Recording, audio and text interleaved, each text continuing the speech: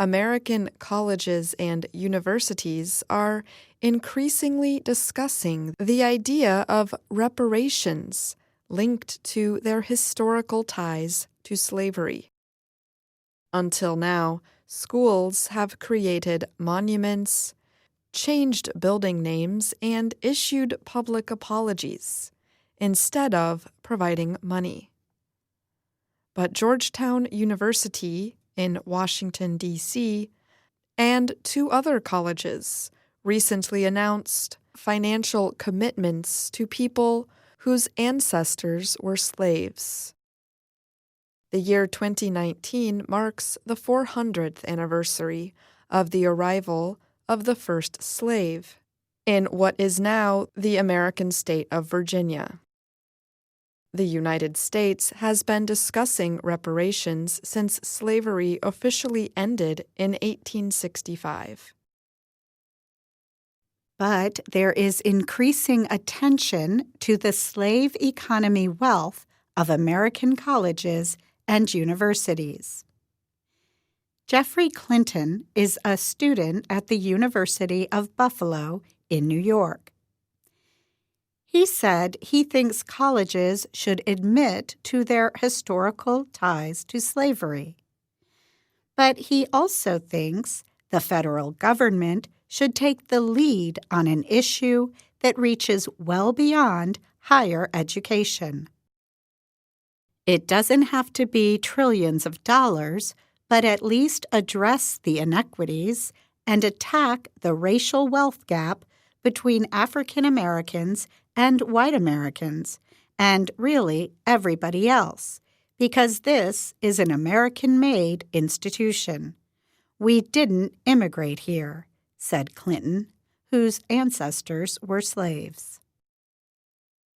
A majority of Georgetown undergraduate students voted in April to pay an additional $27 a semester as a reconciliation contribution.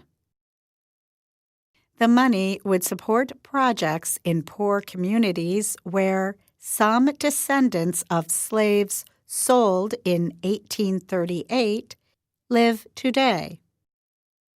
The 272 slaves were sold to help pay Georgetown's debts.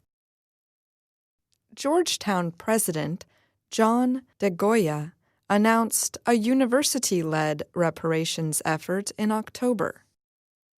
His goal is to raise about $400,000 from donors to support projects like health clinics and schools in those same communities.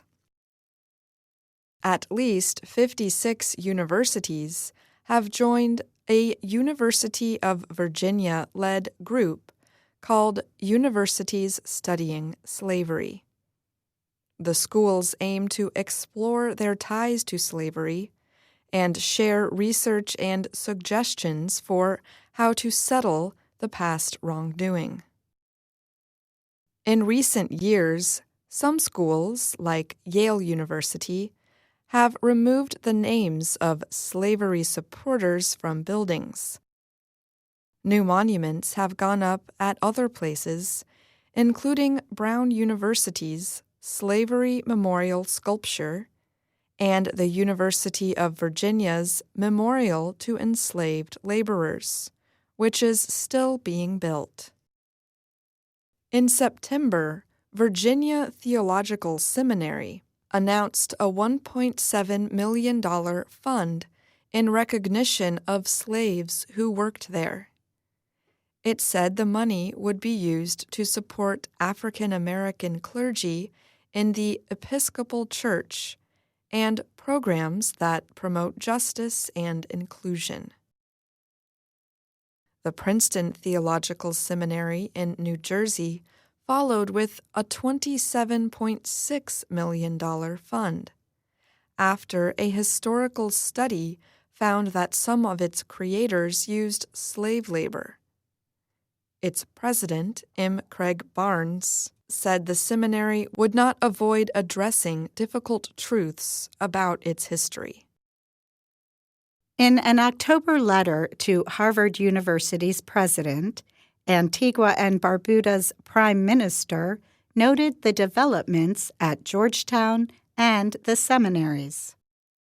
Gaston Brown asked the school to consider how it could amend for the oppression of Antiguan slaves by a slave owner whose gift supported a law professorship in 1815. Harvard's president answered with a promise that the school would explore its historical ties to slavery. People have also urged the University of Buffalo to consider the beliefs and actions of its founder, Millard Fillmore. As America's 13th president, Fillmore signed the Fugitive Slave Act to help slave owners reclaim escaped slaves. Students at the University of Buffalo have not officially raised the idea of reparations, a school spokesman told the Associated Press. But students did lead a discussion on the issue as part of Black Solidarity Week last month. Few Americans support reparations. A recent public opinion study showed that only 29% of those questioned said the government should pay reparations to descendants of enslaved Black people.